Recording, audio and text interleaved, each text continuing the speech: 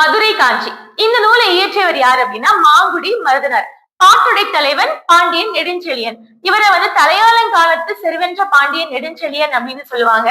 மாங்குடி மருதனார் மருதத்திணை பாடுறதுல சிறந்தவர். ஆனா மதுரை காஞ்சில அவர் என்ன பாடியிருக்காரு?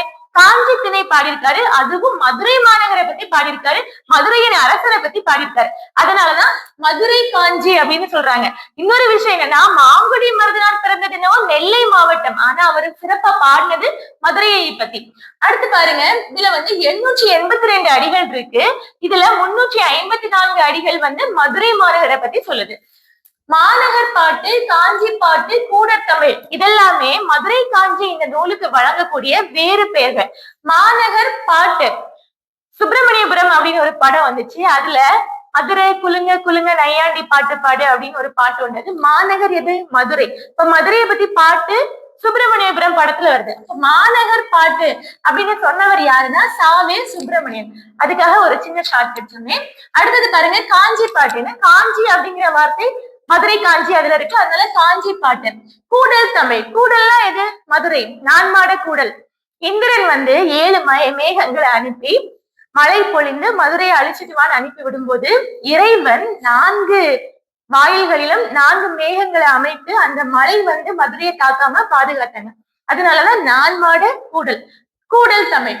அடுத்தது பெருகவள மதுரை காஞ்சி. மதுரை வளம் பெருகிய ஒரு இடம், அதனால பெருகவள மதுரை காஞ்சி அப்படியும் இந்த புத்தகத்தை சொல்றாங்க. அடுத்து பாருங்க, 10 பாட்டு 8 தொகை 11 மேல்கணக்கு நூல்கள். இந்த 18 நூல்களையுமே மதுரையின் சிறப்பை சொல்லக்கூடிய முதன்மையான நூல் எதுன்னு கேட்டா மதுரை காஞ்சி தான்.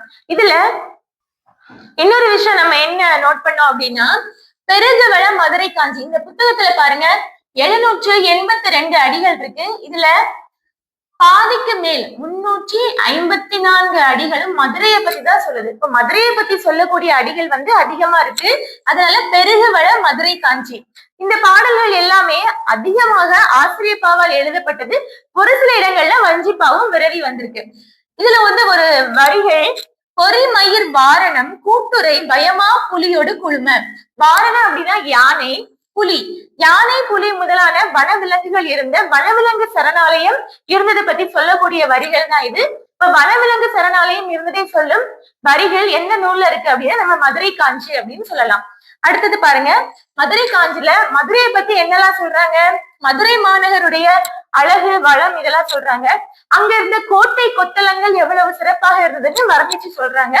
பள்ளிகள், சமண பள்ளிகள் இருந்தன, நாற்பெருங்கழு இருந்தது, அந்தி வணிகம்